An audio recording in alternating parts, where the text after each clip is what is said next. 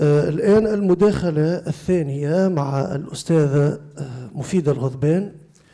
هي أستاذة محاضرة في علوم وتقنية الفنون بالمعهد العالي للفنون الجميلة بنابل، فنانة تشكيلية تشتغل أساسا على الترميز، وربما ستبين هذا في مداخلتها.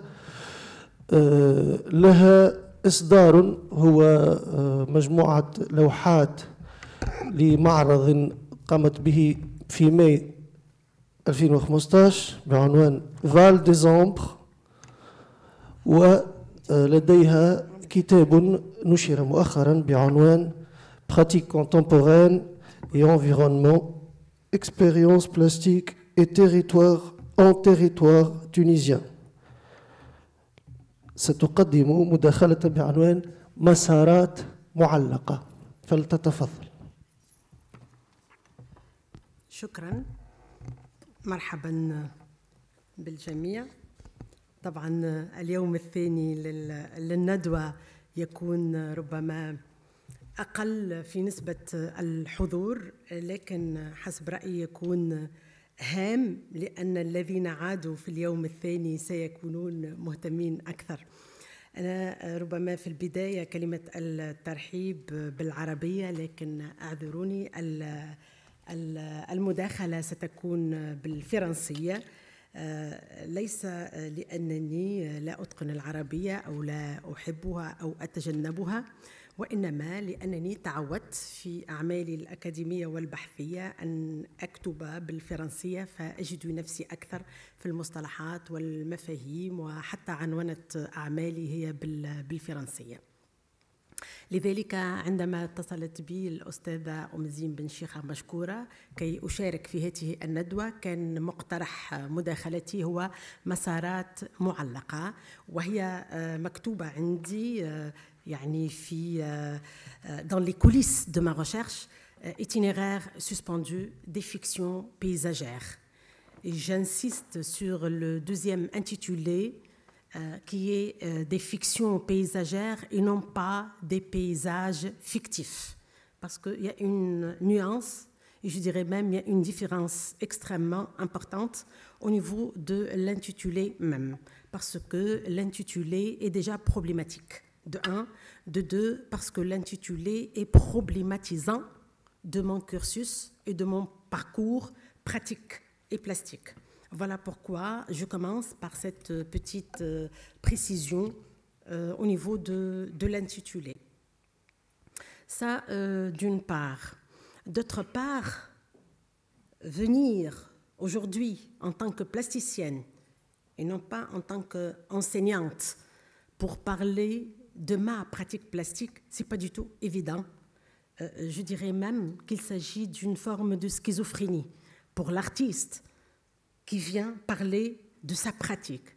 ليس من السهل على الفنان أن يتكلم وأن يتحدث عن نفسه، هو نوع من السكيزوفرينيا، لا يستطيع.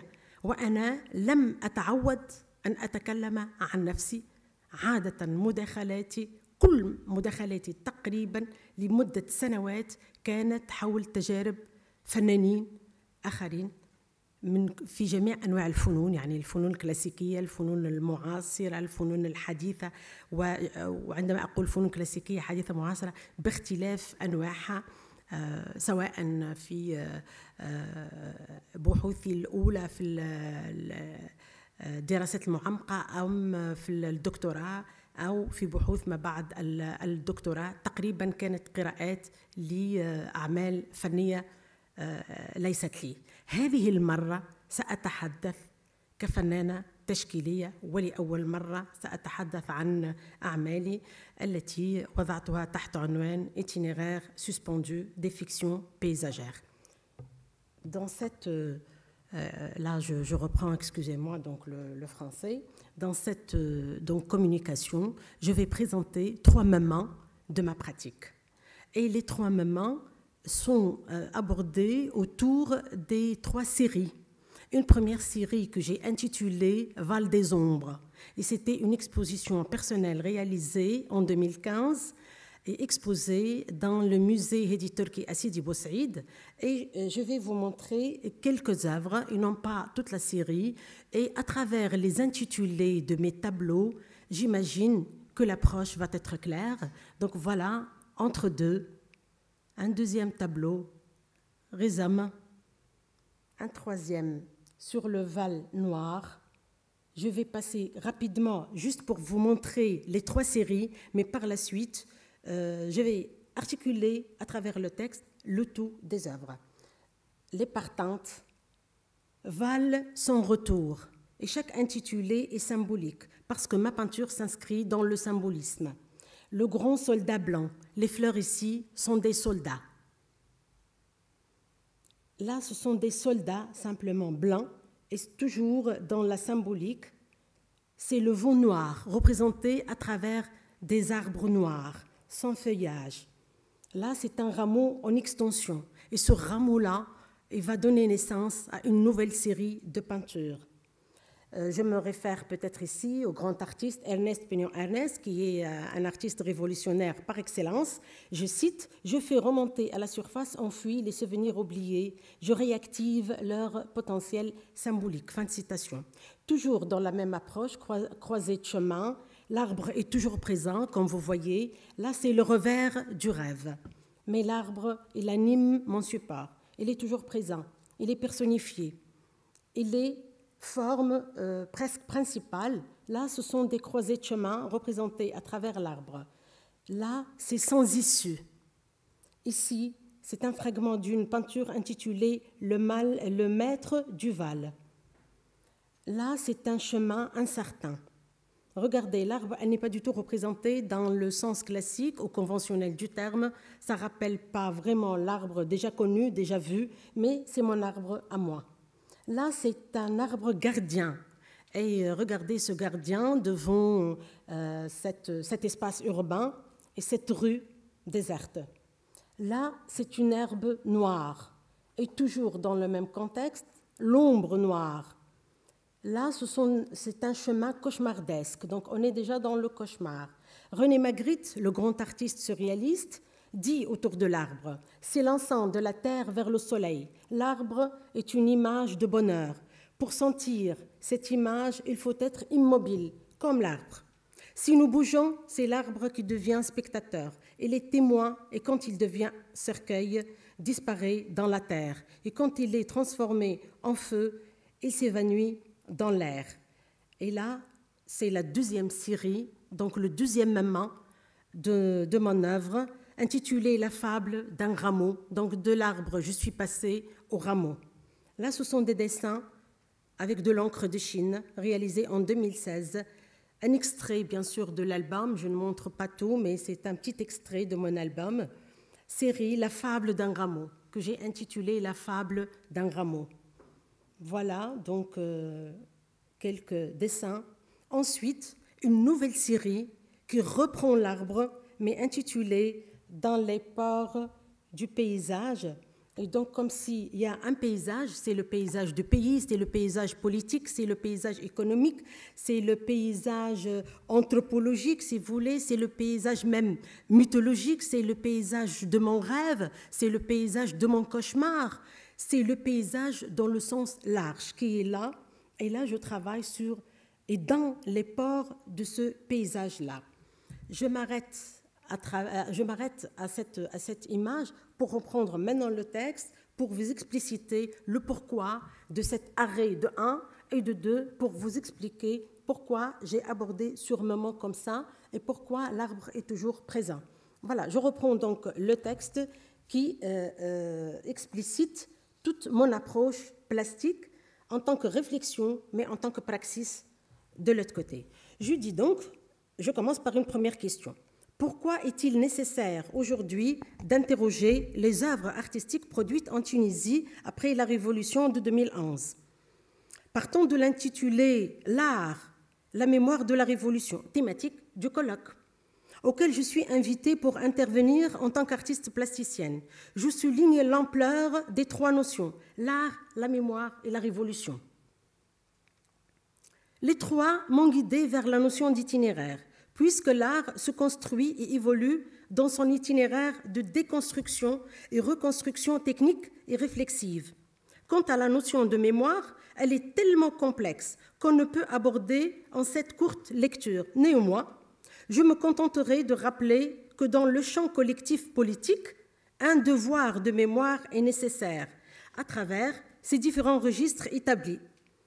Je commence par la reconnaissance des responsabilités, la commémoration, la résilience, qui permettrait la reconstruction des individus et des sociétés. Dans ce contexte esthétique, je dirais que l'un des rôles de l'art est de témoigner des grands événements, de rendre hommage à ceux qui ont défendu les bonnes causes et d'instaurer des approches critiques et expressives. En ce qui concerne la révolution tunisienne maintenant, je pense que son aboutissement n'a pas encore vu le jour, et nous sommes d'accord en tout cas sur ça.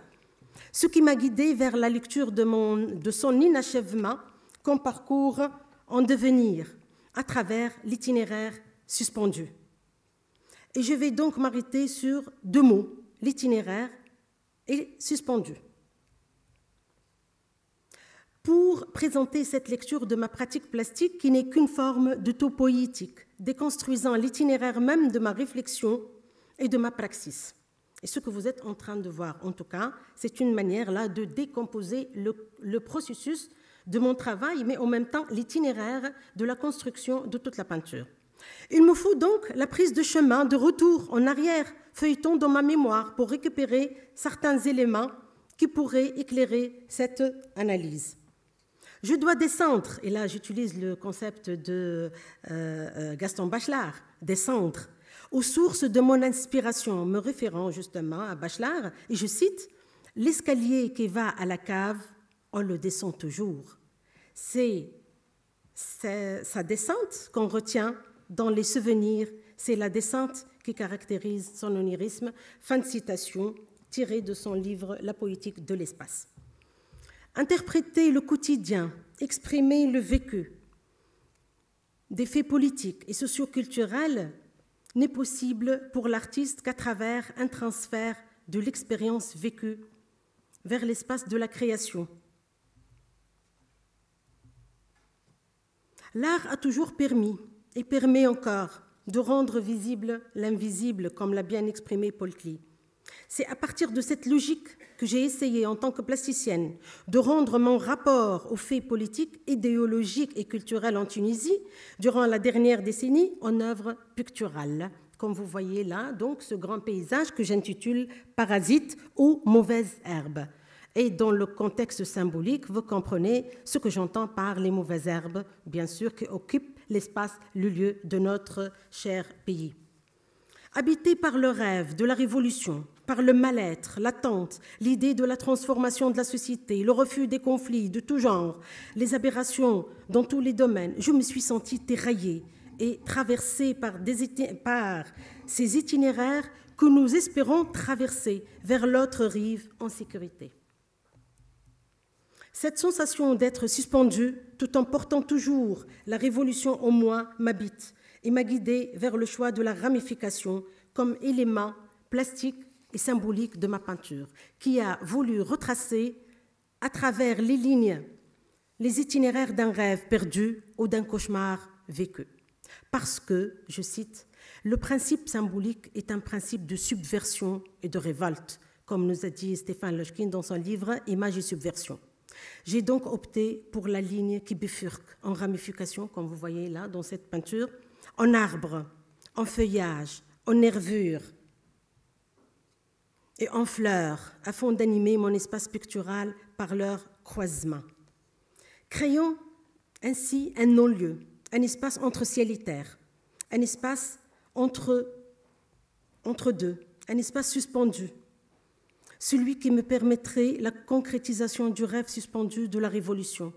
Cet espace imaginaire représente symboliquement l'ardeur à créer un univers différent, malgré l'absurdité de notre présent névrotique. L'arbre et la ramification sont des formes empruntées à la mythologie, à la psychanalyse et au conte populaire, choisis comme les principaux éléments de mon univers plastique.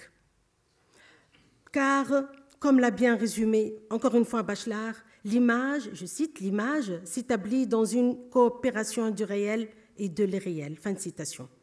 C'est un engagement esthétique lié à une démarche plastique à travers laquelle j'ai voulu exprimer mon vécu de certaines idéologies imposées par le pouvoir politique dominant. L'art est une forme de résistance aux injustices sociales, aux horreurs vécues par l'humanité. Et dans ce cadre, c'est une résistance aux destructeurs du rêve tunisien. En choisissant la peinture symbolique, je ne fuis pas le réel, mais je rends visible sa lourdeur et sa laideur, en lui donnant une épaisseur sémantique et plastique, en le transformant en un lieu du jamais vu, du non-vu ou invu, comme disait Jean-Luc Marion dans son livre « La croisée du visible ».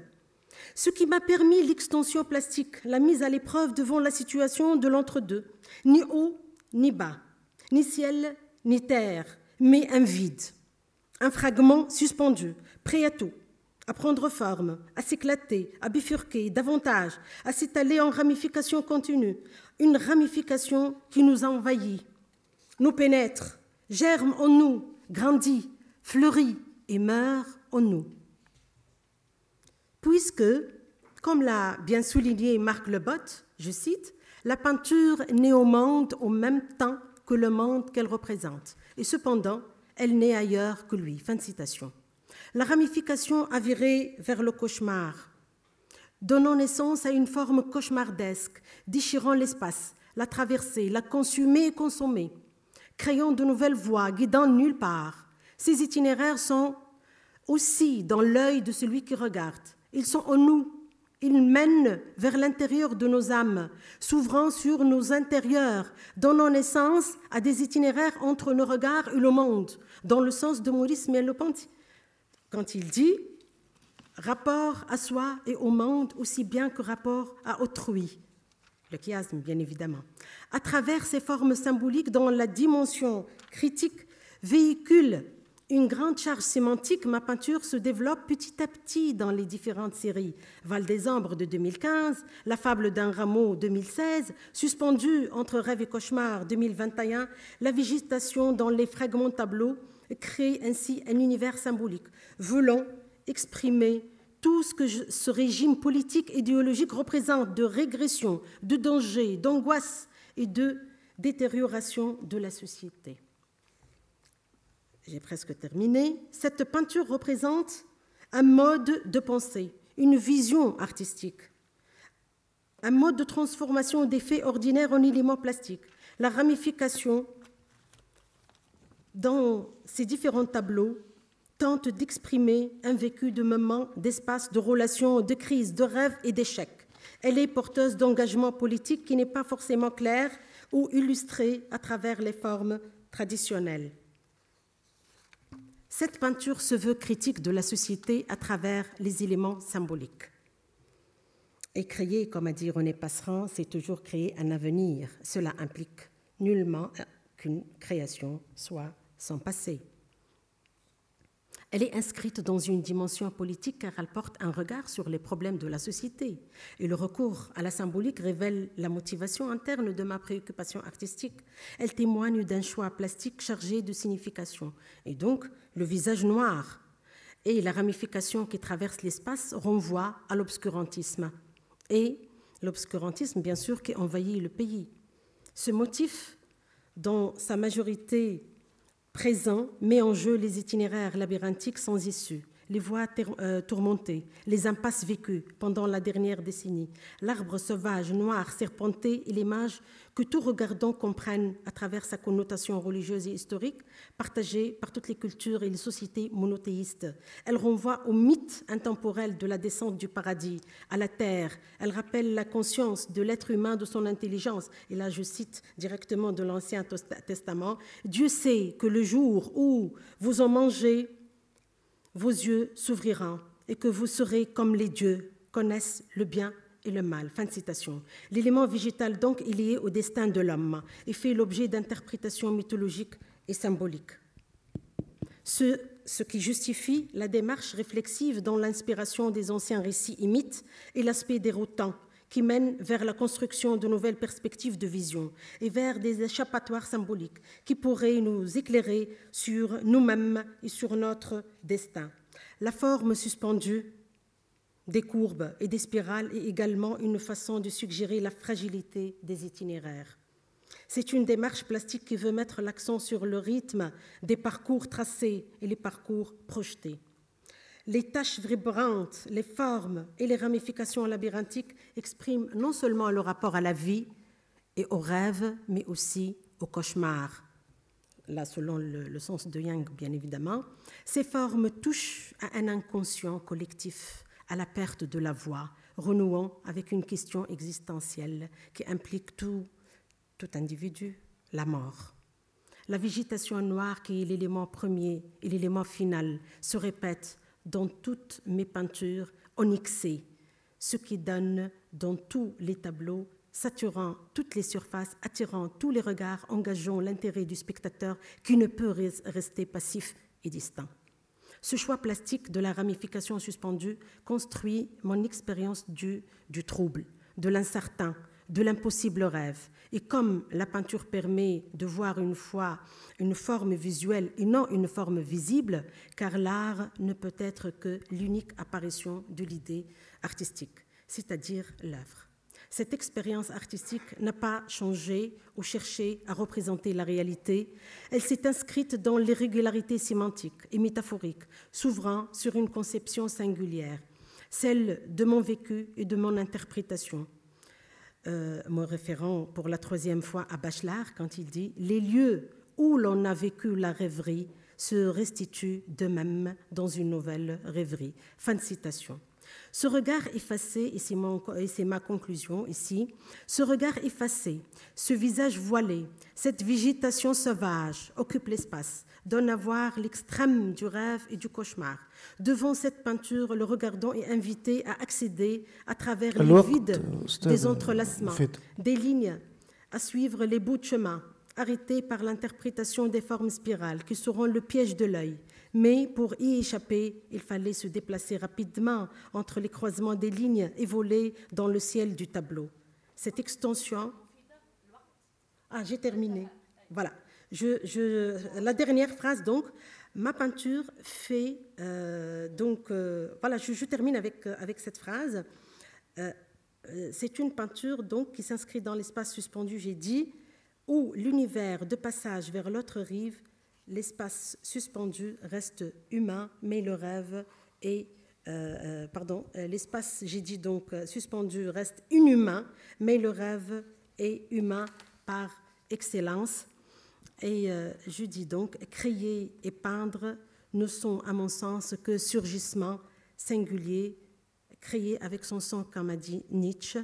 Et donc là, ces formes métaphoriques ou métopoétiques, comme disait Mallarmé, j'ai structuré cet espace en bifurcation rigide, liant fond et forme, idées et gestes, créant des connexions entre différents fragments de tableaux. Cet espace s'ouvre sur le rêve, l'évocation des anciens mythes et l'extension symbolique. Voilà, merci pour votre attention. من تبديد العودة البارحة إلى تمزيق الموضوع الفني باعتباره تفكرا كابوسيا في مآل علاقتنا بمصادر أنفسنا في السياق على الأقل الذي ظهر في تونس، مناديا بالعودة إلى تلك الجحور التي خرجت منها ثعابين كثيرة.